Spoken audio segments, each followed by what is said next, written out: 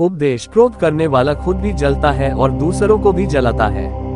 4 वर्ष पहले बुद्ध अपने शिष्यों को दे रहे थे उपदेश, तभी एक व्यक्ति को बुद्ध की बातें अच्छी नहीं लगी। वह उठा और बुद्ध का अपमान कर दिया। बुरी बातों को बार बार याद करने से हमारी परेशानियां बढ़ती हैं, मन अशांत होता है। इसीलिए दुख देने वाली बातों को भूलकर आगे बढ़ना चाहिए। इस संबंध में गौतम बुद्ध का एक प्रसंग प्रचलित है। गौतम बुद्ध अलग अलग क्षेत्रों में भ्रमण करते और अपने शिष्यों को उपदेश देते थे। एक गांव में वे उपदेश दे रहे थे। बुद्ध ने कहा कि क्रोध ऐसी अग्नि है जिसमें क्रोध करने वाला खुद भी जलता है और दूसरों को भी जलाता है।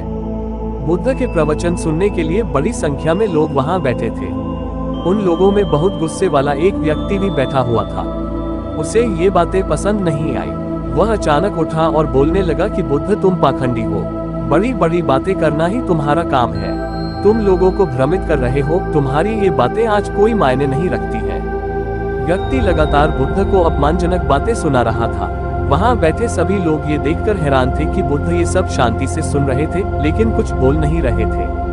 क्रोधी व्यक्ति बुद्ध को शांत देखकर और ज्यादा क्रोधित हो गया। वह बुद्ध के पास गया और उनके मुंह पर थूककर वहां से चला गया। घर पहुंचकर क्रोधी व्यक्ति का मन शांत हुआ तो उसे अपने किए पर बहुत पछतावा हुआ। वह बुद्ध से क्षमा मांगने पहुंचा, लेकिन उस गांव से बुद्ध पड़ोस के गांव के लिए निकल चुके थे। वह व्यक्ति बुद्ध को खोजते हुए दूसरे गांव में पहुंच गया। वहां व्यक्ति को जैसे ही बुद्ध दिखाई दिए, वह उनके चरणों में गिर गया और क्षमा मांगने लगा। बुद्ध ने उस व्यक्ति से पूछा, तुम कौन हो और क्षमा क्यों मांग रहे हो? उस व्यक्ति ने कहा, क्या आप भूल गए? मैंने कल आपके साथ बुरा व्यवहार किया था, आपका अपमान किया था। बुद्ध ने कहा, बीता हुआ कल मैं वहीं छोड़ आया हूँ और तुम अभी भी वहीं रुके हुए हो।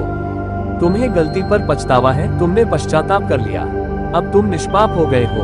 बुरी बातें याद करते रहने से हमारा आज बर्बाद हो जाता है। इस आदत की वजह से भविष्य भी बिगड़ सकता है। इसीलिए बीते हुए कल की बातों को भूलकर आगे बढ़ना चाहिए।